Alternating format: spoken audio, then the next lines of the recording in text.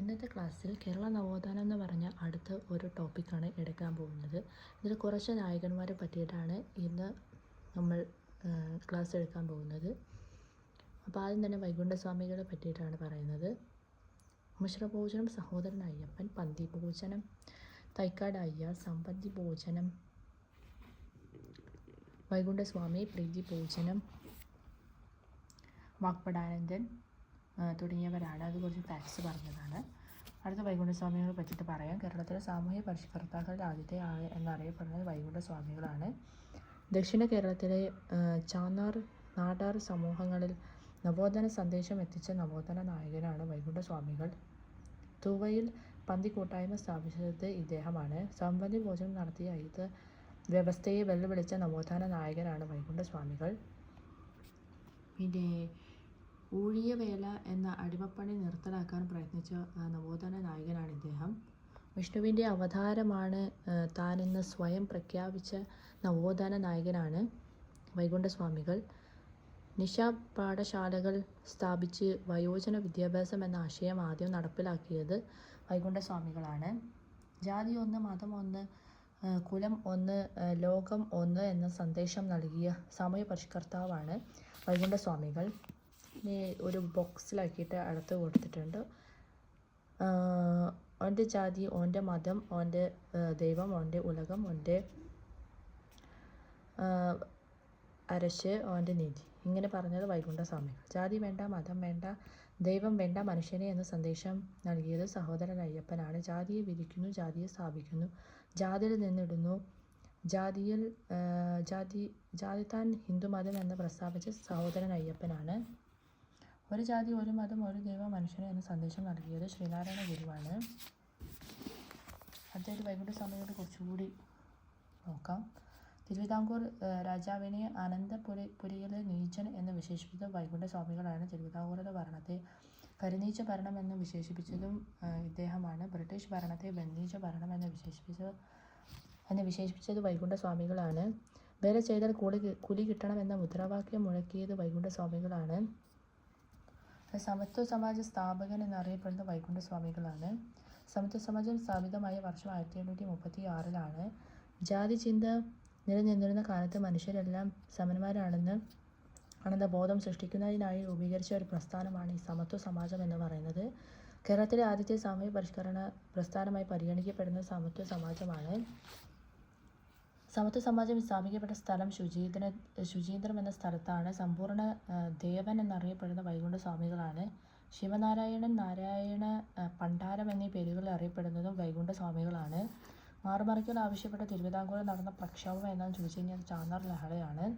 ചാന്നാർ സമുദായത്തിലെ സ്ത്രീകൾക്ക് മാറുമറിക്കാനുള്ള അവകാശത്തിനായി തിരുവിതാംകൂറിൽ നടന്ന ഒരു സമരമാണ് ഈ ചാന്നാർ ലഹള.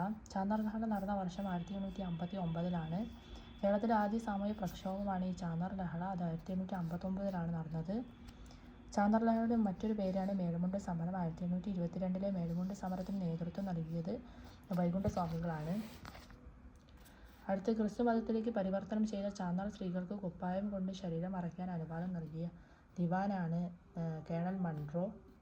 പിന്നെ അടുത്ത് ചാന്നാർ സ്ത്രീകൾക്ക് മാറുമറിച്ച് വസ്ത്രധാരണം നടത്താനുള്ള അനുമതി നൽകിയ തിരുവിതാംകൂർ ഭരണാധികാരിയാണ് ഉത്രം തിരുനാൾ മാർത്താണ്ഡവർമ്മ. ചാന്നാർ സ്ത്രീകൾക്ക് മാറുമറയ്ക്കാനുള്ള സ്വാതന്ത്ര്യം അനുവദിച്ചുകൊണ്ട് ഉത്തരവ് പുറപ്പെടുവിച്ച വർഷം 1859 ജൂലൈ 26 അപ്പോൾ ഇത്രയും കാര്യങ്ങളാണ് വൈകുണ്ഠസ്വാമികളെ കുറിച്ചിട്ട് പറയാനുള്ളത്. അടുത്ത് ചട്ടമ്പിസ്വാമികളാണ്. കുഞ്ഞൻപിള്ള എന്ന യഥാർത്ഥ നാമധേയമുള്ള കേരളത്തിലെ നവോത്ഥാന ചിന്തകരിൽ പ്രധാനിയായിരുന്ന വ്യക്തി ആരാണെന്ന് ചോദിച്ചു കഴിഞ്ഞാൽ ചട്ടമ്പിസ്വാമികളാണ്. ചട്ടമ്പിസ്വാമികളാണ്. പിന്നെ ചട്ടമ്പിസ്വാമികളുടെ ജനനം എന്ന് പറയുന്നത് 1853 ഓഗസ്റ്റ് 25 ജന്മസ്ഥലം കൊല്ലൂരാണ്. പിന്നെ ബാല്യകാല നാമം എന്ന് പറയുന്നത് കുഞ്ഞൻപിള്ളയാണ്. യഥാർത്ഥ നാമം അയ്യപ്പനാണ്. മഹാസമാധി നടന്ന 1924 മെയ് 5 തിരുവനന്തപുരത്തെ ഗവൺമെൻറ് സെക്രട്ടേറിയറ്റിൽ ക്ലർക്കായി ഔദ്യോഗിക ജീവിതം ആരംഭിച്ച നവോത്ഥാന നായകനാണ് ഇദ്ദേഹം. വിദ്യയും വിത്തവും ഉണ്ടെങ്കിലേ മനുഷ്യ പുരോഗതി സാധ്യമാകൂ എന്ന് വിശ്വസിച്ച നവോത്ഥാന നായകൻ ആരാണെന്ന് ചോദിച്ചു കഴിഞ്ഞാൽ അത് ചട്ടമ്പിസ്വാമികളാണ്. അദ്ദേഹത്തിൻ്റെ ആദ്യകാല ഗുരു പേട്ടയിൽ രാമൻപിള്ള ആശാനാണ്. പിന്നത്തെ ഗുരു തൈക്കാട് അയ്യർ സ്വാമികളാണ്. ചട്ടമ്പിസ്വാമികളെ തമിഴ് വേദാന്ത ശാസ്ത്രം അഭ്യസിപ്പിച്ച ഗുരുവാണ് സ്വാമിനാഥ ദേശികർ. തിരുവിതാംകൂർ ദേവസ്വം വകുപ്പിൻ്റെ ക്ഷേത്രങ്ങളിൽ മൃഗബലി നിരോധിച്ചുകൊണ്ട് മഹാറാണി സേതുലക്ഷ്മിബായി വിളംബരം പുറപ്പെടുവിച്ചത് ആരുടെ പ്രവർത്തന ഫലമായാണ്? അത് ചട്ടമ്പി സ്വാമികളുടെ പ്രവർത്തന ഫലമായാണ്. ചട്ടമ്പി സ്വാമികൾ അഗ്രഗണ്യനായിരുന്ന ചികിത്സാരീതിയാണ് സിദ്ധ വൈദ്യം. അതൊന്ന് നോട്ട് ചെയ്ത് വെക്കാവുന്നതാണ്. അയിത്തം അറബിക്കടലിൽ തള്ളണമെന്ന് ആഹ്വാനം ചെയ്ത നവോത്ഥാന നായകരാണ് ചട്ടമ്പി സ്വാമികൾ. അടുത്ത ചട്ടമ്പി സ്വാമി വിശേഷണങ്ങളാണ്. സർവവിദ്യാധിരാജ, ഷൺമുഖദാസൻ, ശ്രീ ഭട്ടാരകൻ, ശ്രീ ബാല ഭട്ടാരകൻ, കാഷായം ധരിക്കാത്ത സന്യാസി, കാവിയും കമണ്ഡലവുമില്ലാത്ത സന്യാസി, ചട്ടമ്പി സ്വാമികൾ സദ്ഗുരു, പരിപൂർണ കലാനിധി, സർവജ്ഞനായ ഋഷി എന്നിങ്ങനെ വിശേഷിപ്പിച്ചത് ശ്രീനാരായണ ഗുരുവാണ്. അനുകമ്പയായ മധുരത്താൽ നിറഞ്ഞതായിരിക്കണം മനുഷ്യ മനസ്സ് എന്ന് ആഹ്വാനം ചെയ്ത ചട്ടമ്പി സ്വാമികളാണ്. ഇദ്ദേഹത്തിൻ്റെ പ്രധാന ശിഷ്യനാണ് ബോധേശ്വരൻ. ജയ ജയ കേരള കോമളധരണി എന്ന് തുടങ്ങുന്ന കേരള ഗാനമുണ്ട്. അതിൻ്റെ കർത്താവാണ് ബോധേശ്വരൻ. അദ്ദേഹം ഒരു ഗരുഡനാണെങ്കിൽ ഞാൻ വെറും ഒരു കൊതുകാണ്. ചട്ടമ്പി സ്വാമി ഇങ്ങനെ വിശേഷിപ്പിച്ചത് ആരെക്കുറിച്ചാണ്? അത് സ്വാമി വിവേകാനന്ദനെ കുറിച്ചിട്ടാണ്. പിന്നെ മലബാറിൽ ഞാനൊരു യഥാർത്ഥ മനുഷ്യനെ കണ്ടു എന്ന് സ്വാമി വിവേകാനന്ദൻ അഭിപ്രായപ്പെട്ടത് ചട്ടമ്പി സ്വാമികളെ കുറിച്ചിട്ടാണ്. പിന്നെ തിരുവനന്തപുരത്തെ കല്ലുവീട്ടിൽ വെച്ച് പട്ടിസദ്യ നടത്തിയ നവോത്ഥാന നായകൻ എന്നറിയപ്പെടുന്നത് ചട്ടമ്പി സ്വാമികളാണ്. ചട്ടമ്പി സ്വാമികൾ വിവേകാനന്ദനെ കണ്ടുമുട്ടിയ വർഷമാണ് 1892. ചോദിക്കാറുണ്ട് പരീക്ഷകളിൽ. 1892 എറണാകുളത്ത് വെച്ചാണ് കണ്ടുമുട്ടിയത്. ചട്ടമ്പി സ്വാമികളോടുള്ള ആദര സൂചകമായി ഇന്ത്യൻ തപാൽ വകുപ്പ് സ്റ്റാമ്പ് പുറത്തിറക്കിയ വർഷം 2014 ഏപ്രിൽ 30. കേരള സർക്കാർ ജീവകാരുണ്യ ദിനമായി പ്രഖ്യാപിച്ച ദിനം ഓഗസ്റ്റ് 25. അപ്പോൾ എന്നാണ് ജീവകാരുണ്യ ദിനമായി പ്രഖ്യാപിച്ചതെന്ന് ചോദിച്ചു കഴിഞ്ഞാൽ ഓഗസ്റ്റ് 25. ചട്ടമ്പി സ്വാമികളുടെ ജീവിതത്തെ ആസ്പദമാക്കി മഹാമുനി എന്ന നോവൽ രചിച്ചത് കൈതക്കൽ സോമക്കുറുപ്പാണ്. ചട്ടമ്പി സ്വാമികളുടെ സമാധിയിൽ അനുശോചിച്ച് പണ്ഡിറ്റ് KP കറുപ്പൻ രചിച്ച കവിതയാണ് സമാധി സപ്താഹം. ചട്ടമ്പി സ്വാമികൾ ജീവിതവും കൃതികളും എന്ന കൃതിയുടെ രചയിതാവാണ് K. മഹേശ്വരൻ നായർ. ചട്ടമ്പി സ്വാമികൾ ജീവിതവും ദർശനവും എന്ന കൃതിയുടെ രചയിതാവാണ് ടോണി മാത്യു. പിന്നെ നവോത്ഥാന നായകർ യഥാർത്ഥ ബാലികരുടെ നാമങ്ങൾ ഇവിടെ കൊടുത്തിട്ടുണ്ട്. അടുത്തായിട്ട് ശ്രീനാരായണ ഗുരുവിനെ പറ്റിയിട്ടാണ് പറയുന്നത്. ശ്രീനാരായണ ഗുരുവിൻ്റെ പ്രവർത്തനങ്ങളുമായി ബന്ധമില്ലാത്തത് ഏതാണെന്നാണ് ചോദിച്ചിരിക്കുന്നത്. അത് മേൽമുണ്ട് കലാപമാണ്. ശ്രീനാരായണ ഗുരു ജനിച്ചത് ചെമ്പഴന്തിയിലാണ്. ഇദ്ദേഹത്തിൻ്റെ ഭവനം വയൽവാരം വീടാണ്. നാണു ആശാൻ എന്ന പേരിൽ അറിയപ്പെട്ടിരുന്നത് ശ്രീനാരായണ ഗുരുവാണ്. ശ്രീനാരായണ ഗുരുവിൻ്റെ ആദ്യ രചനയാണ് ഗജേന്ദ്ര മോക്ഷം വഞ്ചിപ്പാട്ട്. ഇത് ഗുരുവിന് ഗുരു സമർപ്പിച്ചത് ആർക്കാണെന്ന് ചോദിച്ചു കഴിഞ്ഞാൽ ചട്ടമ്പി സ്വാമികൾക്കാണ്. അവനവൻ ആത്മസുഖത്തിനായി ആചരിക്കുന്ന പരന്നു സുഖത്തിനായി വരണമെന്നത് ഏത് കൃതിയിലെ വരികളാണ്? അത് ആത്മോപദേശ ശതകം എന്ന കൃതിയിലെ വരികളാണ്. ഒരു ജാതി, ഒരു മതം, ഒരു ദൈവം. ഈ വാചകം ഏത് പുസ്തകത്തിലാണ് ഉള്ളത് എന്നാണ് ചോദിച്ചിരിക്കുന്നത്. ജാതി മീമാംസയാണ്. സംഘടിച്ചു ശക്തരാകുക, വിദ്യ കൊണ്ട് പ്രബുദ്ധരാവുക, മതം ഏതായാലും മനുഷ്യൻ നന്നായാലും മതി, ഒരു ജാതി, ഒരു മതം, ഒരു ദൈവം മനുഷ്യനെ എന്ന് പ്രസ്താവിച്ച ശ്രീനാരായണ ഗുരുവാണ്. ഇദ്ദേഹത്തിൻ്റെ സമാധി സ്ഥലം ശിവഗിരിയിലാണ്. തപാൽ സ്റ്റാമ്പിൽ പ്രത്യക്ഷപ്പെട്ട ആദ്യ മലയാളിയാണ് ശ്രീനാരായണ ഗുരു. മറ്റൊരു രാജ്യത്തിൻ്റെ സ്റ്റാമ്പിൽ പ്രത്യക്ഷപ്പെട്ട ആദ്യ മലയാളിയാണ് ശ്രീനാരായണ ഗുരു. അടുത്ത നാണയത്തിൽ പ്രത്യക്ഷപ്പെട്ട ആദ്യ മലയാളി ആരാണെന്ന് ചോദിച്ചു കഴിഞ്ഞാൽ അതും ശ്രീനാരായണ ഗുരുവാണ്. SNDP സ്ഥാപകനാണ് ശ്രീനാരായണ ഗുരു. SNDPയുടെ ആസ്ഥാനം കൊല്ലത്താണ്. SNDPയുടെ രൂപീകരണത്തിൽ കാരണമായ യോഗമാണ് അരുവിപ്പുറം ക്ഷേത്രയോഗം. SNDPയുടെ ആദ്യ ഉപാധ്യക്ഷൻ എന്നറിയപ്പെടുന്ന ഡോക്ടർ പൽപ്പുവാണ്. ആദ്യ സെക്രട്ടറി കുമാരൻ ആശാനാണ്. SNDPയുടെ മുഖപത്രം വിവേകോദയമാണ്. വിവേകോദയം പത്രം സ്ഥാപിച്ചത് കുമാരനാശാനാണ്. SNDPയുടെ നിലവിലെ മുഖപത്രം യോഗനാഥം എന്ന പേരിലാണ് അറിയപ്പെടുന്നത്. കേരള നവോത്ഥാനത്തിൻ്റെ വഴിത്തിരിവായ അരുവിപ്പുറം പ്രതിഷ്ഠ നടത്തിയ സാമൂഹ്യ പരിഷ്കർത്താവാണ് ശ്രീനാരായണ ഗുരു. ശ്രീനാരായണ ഗുരു പ്രതിഷ്ഠിച്ച ആദ്യ ക്ഷേത്രം അരുവിപ്പുറമാണ്, നെയ്യാറ്റിൻകര. കുറച്ചുകൂടി വയസ്സുണ്ട്. ശ്രീനാരായണ ഗുരു അരുവിപ്പുറത്ത് ശിവക്ഷേത്രം പണി കഴിപ്പിച്ച വർഷം 1887. ശ്രീനാരായണ ഗുരു അരുവിപ്പുറം പ്രതിഷ്ഠ നടത്തിയ വർഷം 1888 ഫെബ്രുവരിയിലാണ്. പിന്നെ ജാതിഭേദം മതദ്വേഷഭേദമില്ലാത്ത സർവരും സോദരത്വേന വാഴുന്ന മാതൃക സ്ഥാനമാണിത് എന്നിങ്ങനെ എഴുതിയത് അരുവിപ്പുറം ക്ഷേത്ര ഭിത്തിയിലാണ്. ശ്രീനാരായണ ഗുരുവിൻ്റെ ആദ്യ സുബ്രഹ്മണ്യ പ്രതിഷ്ഠ നടത്തിയത് വക്കം സുബ്രഹ്മണ്യ ക്ഷേത്രത്തിലാണ്. ശ്രീനാരായണ ഗുരുവും ചട്ടമ്പി സ്വാമികളും പ്രതിഷ്ഠ നടത്തിയ ക്ഷേത്രമാണ് പൂത്തോട്ട ശ്രീ വല്ലഭേശ്വര ക്ഷേത്രം. മംഗലാപുരത്തെ ബില്ലവർക്കു വേണ്ടി ശ്രീനാരായണ ഗുരു പ്രതിഷ്ഠ ക്ഷേത്രമാണ് കുദ്രോളി ശ്രീ ഗോവർണനാഥ ക്ഷേത്രം.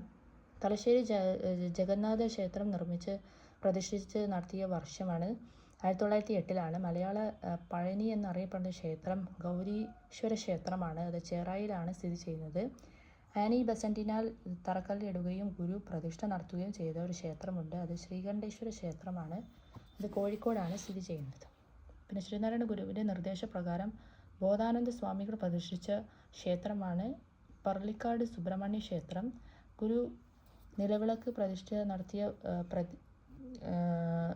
ക്ഷേത്രമാണ് വിളക്കമ്പലം. ഗുരു ഓമെന്നെഴുതിയ പഞ്ചലോഹ ഫലകം പ്രതിഷ്ഠ നടത്തിയ ക്ഷേത്രമാണ് മുരുക്കുംപുഴ. പിന്നെ ശ്രീനാരായണ ഗുരു ആലുവയിൽ അദ്വൈത ശ്രമം സ്ഥാപിച്ച വർഷമാണ് 1913. ശ്രീനാരായണ ഗുരു സ്ഥാപിച്ച ആലുവ അദ്വൈത ആശ്രമത്തിൻ്റെ ആപ്തവാക്യമാണ് ഓം സഹോദര്യം സർവത്ര.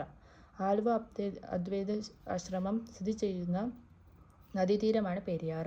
ശ്രീനാരായണ ഗുരു ആലുവ അദ്വൈത ആശ്രമത്തിൽ വെച്ച് നമുക്ക് ജാതിയില്ല വിളംബരം നടത്തിയ വർഷമാണ് 1916.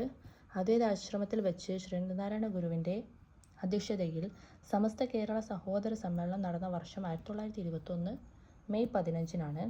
ശ്രീനാരായണ ഗുരു ആലുവയിൽ സർവ്വമത സമ്മേളനം നടത്തിയ വർഷമാണ് 1924.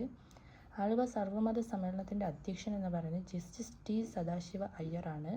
മദ്രാസ് ഹൈക്കോടതി ജഡ്ജിയായിരുന്നു ഇദ്ദേഹം. അടുത്തത് ആലുവ സർവ്വമത സമ്മേളനത്തിൻ്റെ ആപ്തവാക്യം എന്ന് പറയുന്നത് വാദിക്കാനും ജയിക്കാനുമല്ല അറിയാനും അറിയിക്കാനും എന്ന ആപ്തവാക്യമാണ് ഉള്ളത്. ആലുവ ദൈവാശ്രമത്തിൽ വെച്ച് ഗുരു ഒരു ജാതി ഒരു മതം ഒരു ദൈവം മനുഷ്യനെ എന്ന സന്ദേശം നൽകി. അപ്പോൾ ഏത് സന്ദേശമാണ് ആലുവ അദ്വൈത ആശ്രമത്തിൽ വെച്ച് നൽകിയതെന്ന് ചോദിച്ചു കഴിഞ്ഞാൽ ഒരു ജാതി ഒരു മതം ഒരു ദൈവം ഒരു മനുഷ്യൻ എന്ന സന്ദേശമാണ് നൽകിയത്. ശ്രീനാരായണ ഗുരു ശിവഗിരിയിൽ ബ്രാഹ്മ വിദ്യാലയം സ്ഥാപിച്ച വർഷം 1925. ശ്രീനാരായണ ധർമ്മസംഘം സ്ഥാപിച്ചത് ഏത് വർഷത്തിലാണ് ചോദിച്ചു കഴിഞ്ഞാൽ 1928 ജനുവരി 9. പിന്നെ കണ്ടുമുട്ടിയ വർഷങ്ങളാണ് കൊടുത്തിട്ടുള്ളത്. ശ്രീനാരായണ ഗുരു ചട്ടമ്പി സ്വാമികളും അണിയൂർ ക്ഷേത്രത്തിൽ വെച്ച് കണ്ടുമുട്ടിയ വർഷം 1882. ശ്രീനാരായണ ഗുരുവും കുമാരനാശാനും കണ്ടുമുട്ടിയത് കായ്ക്കരയിൽ വെച്ചാണ് 1891.